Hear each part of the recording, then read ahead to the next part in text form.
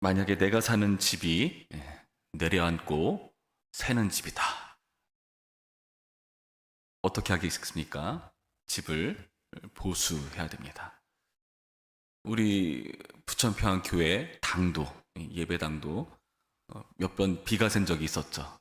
제 기억에 여기 비가 새면은 세수대야로 물을 받거나, 특히 4층 로비 같은 경우는 천정이 얼룩지고 바닥이 흥건해가지고 새벽에 일찍 오신 권사님들 많이 수고하신 것 제가 기억합니다. 그때 어떻게 했습니까? 보수를 했습니다. 그것을 돈을 들여서, 수고를 들여서 우리가 교회를 싹 재정비하는 그런 역할들을 했습니다. 그래서 지금 우리가 이렇게 안락하게 예배당에서 예배를 드릴 수 있는 것 아니겠습니까? 우리는 만약에 내가 있는 그 자리가 불편하고 훼손된다면 그것을 유지하고 보수할 책임을 가진 거죠. 오늘 본문도 자세히 보시면 이렇게 무너져 내리고 새는 집을 보여주고 있는데요. 18절 말씀 보시면 이렇게 되어 있죠. 게으른즉 석가래가 내려앉고 손을 놓은즉 집이 새느니라. 여러분, 여기서 집은 어떤 집일까요? 오늘 맥락을 잘 살펴보면은 단순한 집이 아니라 국가에 대한, 나라에 대한 운유라는 것을 알 수 있습니다. 왜 이렇게 집이 새게 되었는가? 석가래가 내려앉게 되었는가? 18절의 표현에 의하면 게으른즉 석가래가 내려앉고 손을 놓은즉 집이 새느니라. 그냥 내버려 뒀기 때문에, 게을렀기 때문에, 나태하고 방치했기 때문에 이런 일들이 나타났다라고 밝혀주는 겁니다. 다시 말해서 그 집의 주인의 문제죠. 주인이 이 집을 제대로 관리하지 않기 때문에 이런 문제가 발생하는 것입니다. 그리고 발생한다 하더라도 그냥 내버려 두는 것입니다. 전도자는 나라가 어떻게 이렇게까지 새고 무너질 수 있는가를 하나하나 열거해 주고 있는데요. 그 현상들을 하나하나 살펴보도록 하죠. 16절 말씀 보시면 이렇게 되어 있습니다. 왕은 어리고 대신들은 아침부터 잔치하는 나라여 내게 화가 있도다. 대신들이 아침부터 잔치를 한다고 합니다. 뭐 잔치란 것이 나쁘다고 말할 수는 없지만 아침부터 잔치를 한다는 것은 저녁까지 한다는 거겠죠. 하루 종일 잔치한다는 의미 아니겠습니까? 여러분, 이 잔치라는 것이 어떻습니까? 19절 말씀 보시면 잔치는 희락을 위하여 베푸는 것이요 포도주는 생명을 기쁘게 하는 것이나 돈은 범사에 이용되느니라. 뭐 긍정적인 측면을 말하는 듯 하지만은 맥락 속에서 살펴본다면 이것은 냉소적인 표현입니다. 돈이 이런데 함부로 사용되는 것에 대한 비꼬는 듯한 그런 억압도 살펴볼 수가 있는 겁니다. 이렇게 아침부터 잔치하는 나라, 그 일에 돈을 쓰고 향락에 취하는 그런 나라의 모습, 그것은 화를 자초하는 일인 것을 밝혀줍니다. 여러분, 이런 일은 왜 생겨났습니까? 16절 앞부분 뭐라 되어 있죠? 왕은 어리고. 대신들은요, 왕의 말을 듣는 사람이죠. 그 대신들을 관리하는 왕은 어떻다고 말합니까? 어리다 표현합니다. 물리적인, 생물학적인 나이가 어린 걸 수도 있겠으나 왕으로서 미숙하고 제대로 처신하지 않은 모습을, 그 무능을 표현하는 말이라 할 수 있습니다. 이 왕은 어떻게 통치했을까요? 오늘 본문을 자세히 살펴보시면은 말에 대한 내용을 다루고 있는데요. 12절부터 15절까지 이런 식으로 설명하고 있습니다. 우매자의 말이 어떠한가를 잘 들어보시기 바랍니다. 지혜자의 입의 말들은 은혜로우나 우매자의 입술들은 자기를 삼키나니 그의 입의 말들의 시작은 우매요 그의 입의 결말들은 심히 미친 것이니라. 우매한 자는 말을 많이 하거니와 사람은 장래일을 알지 못하나니 나중에 일어날 일을 누가 그에게 알리리요. 우매한 자들의 수고는 자신을 피곤하게 할 뿐 아니라 그들은 성읍에 들어갈 줄도 알지 못함이니라. 우매자들을 지금 어떻다고 표현합니까? 그들의 말이 지금 파괴를 일삼는 그런 결말을 초래하고 있다. 장래일을 알지 못합니다. 예측하지 못하는 거죠. 알았다면 집을 보수했겠죠. 그렇지 않고 성읍에 들어갈 줄도 알지 못한다. 성읍에 들어갈 줄도 알지 못한다는 것은 무슨 의미겠습니까? 성읍이란 여기 나타난 사람들이 들어가서 활동하고, 특별히 성읍이라는 것은 이 관리하고 보수하고 이 나라를 위한 일들을 하는 것을 은유적으로 표현한 것이라 할 수 있습니다. 다시 말해서 여기 나타난 왕이란 어떤 존재입니까? 이 지도자란 어떤 존재입니까? 우매자입니다. 그의 말은 한 치 앞도 알지 못하고 대책을 세우지도 못하고 성읍에 들어갈 줄도 알지 못하고 어리다. 성읍 추리에 무지한 어린 지도자 탓에 이렇게 나라가 무너지게 되었다 밝혀주고 있는 겁니다. 이런 우매한 지도자들에 대해서 여러분 어떻게 하시겠습니까? 우리가 가장 먼저 하는 반응은 뭘까요? 그에 대한 악담입니다. 왜 저렇게 하는가? 이 나라는 왜 이 모양인가? 저 지도자는 왜 저렇게 하는가? 그런 식으로 우리는 말하곤 합니다. 저는 그래서 그런 생각이 들 때가 있습니다. 어떠한 일에 있어서 대표자란, 지도자란 대표로 욕먹는 자리 아닐까 하는 생각이 들곤 합니다. 그래서 그 자리가 부담스러운 거죠.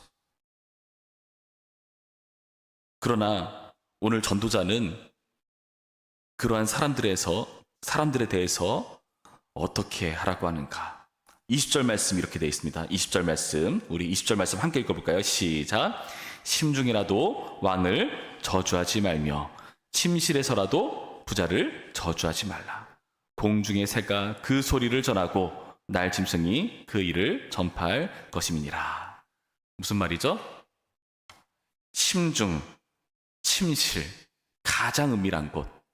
내가 여기서 어떤 짓을 하든 아무도 모를 것 같은 그 자리에서 말을 조심하라. 조심하라는 이유가 뭐죠? 그 말은 퍼진다. 그 말이 퍼지면 어떻게 되겠습니까?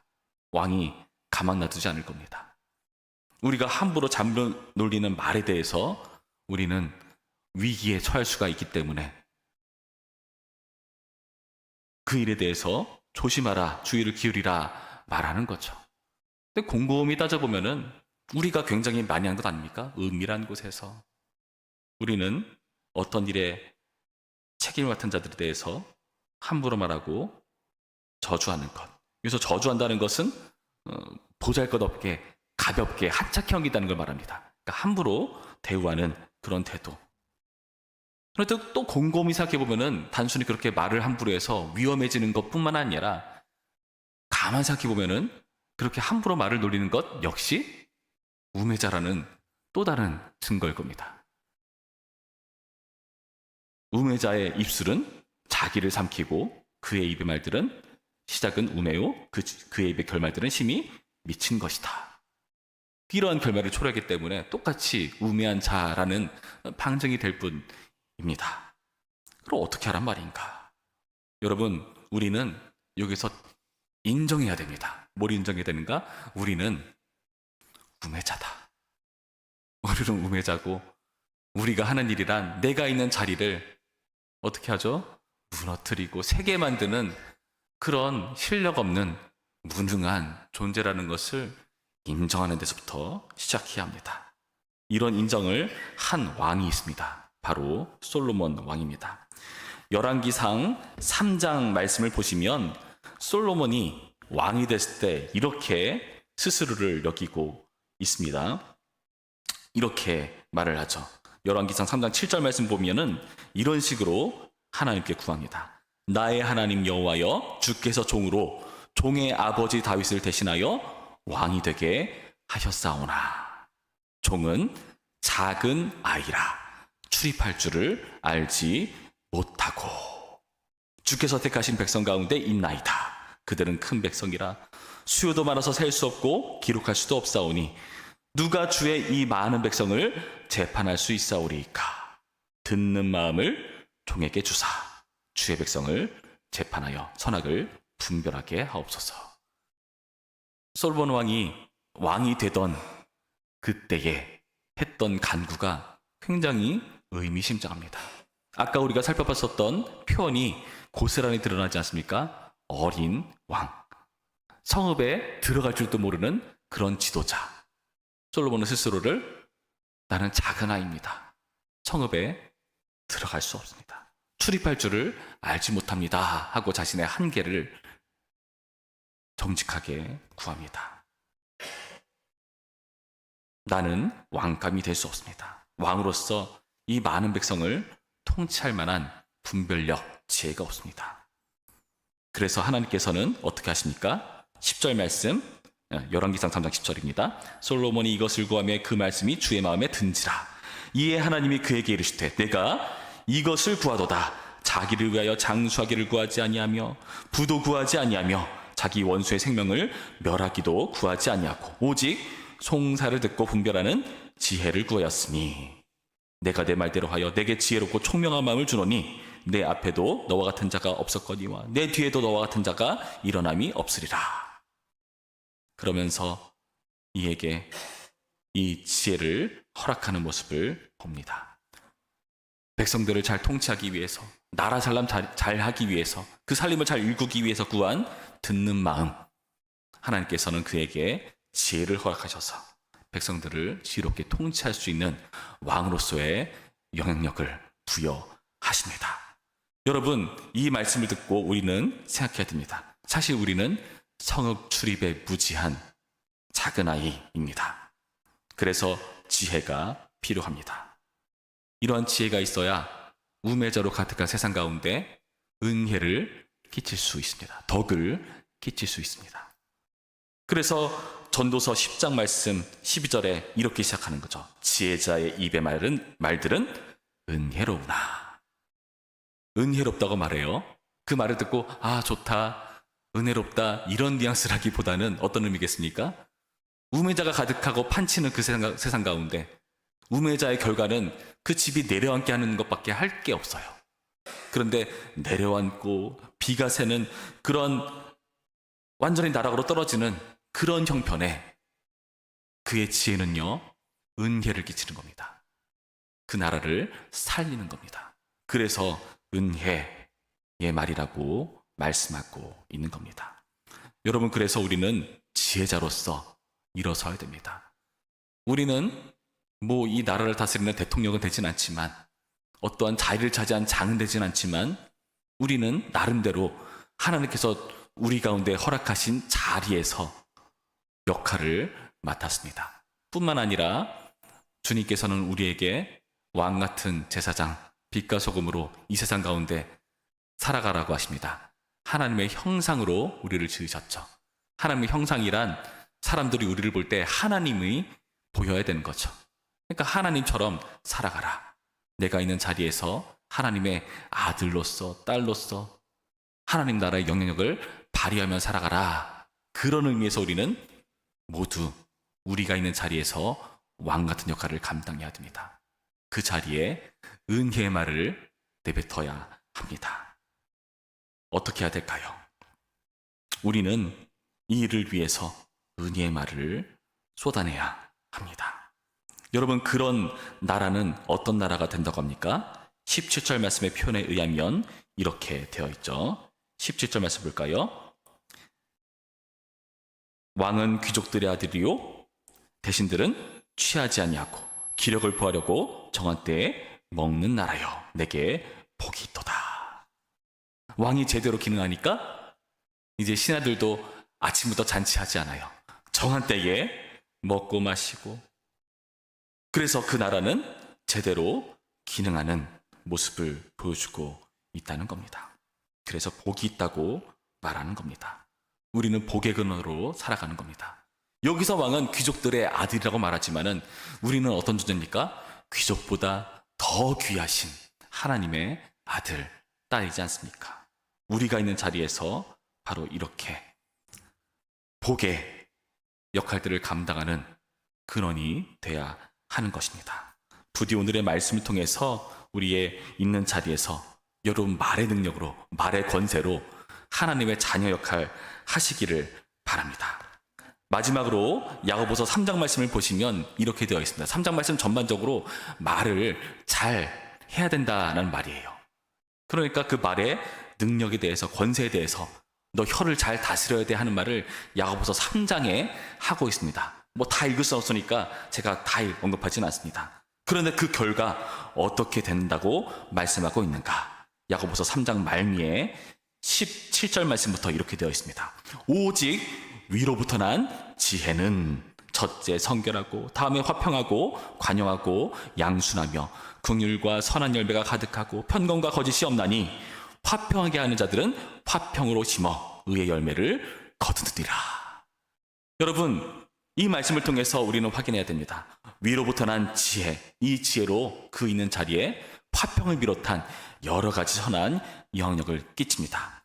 화평으로 심어 의의 열매를 거둔다고 말합니다. 화평케 하는 자라고 말해요. 그가 있는 자리에 평화가 임한대요. 솔로몬 있는 자리에, 솔로몬이 그 샬롬이라는 뜻이잖아요. 평화라는 뜻입니다. 평화를 이루는 왕이 되지 않았습니까?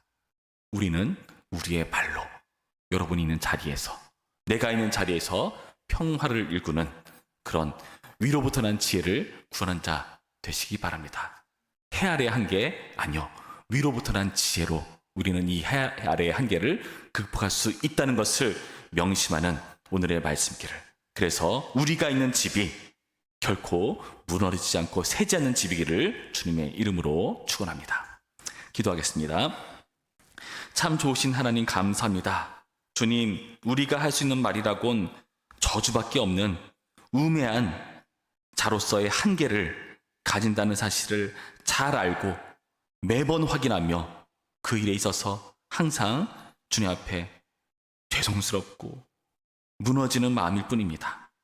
그 결과 내가 있는 자리가 무너지지는 않는지, 내려앉지는 않는지, 새지는 않는지 돌아보면은 우리의 죄 때문에, 우리의 나태함 때문에, 우리의 방치 때문에 결국에는 유지보수가 필요한 집에서 살고 있다는 것을 살펴봅니다. 그런데 주님께서는 우리에게 그러한 집에서 지혜자로 살아가라고 말씀하십니다. 서금을 출입할 줄 모르는 작은 아이일지라도 주님께서 그 겸허한 마음, 겸손한 마음을 귀하게 여기시고 지혜를 주시고 꾸짖지 않으시고 은혜의 말을 내뱉게 하시는 하나님이신 줄로 믿습니다. 내가 있는 자리에서 하나님의 아들로 살게 하시고 딸로 살게 하시고 지혜로운 말로 내가 있는 그 자리에 은혜가 임하는 복된 삶 살 수 있도록, 복의 근원으로 설 수 있도록 도우시고 인도하여 주옵소서. 감사하며 예수님의 이름으로 기도합니다. 아멘.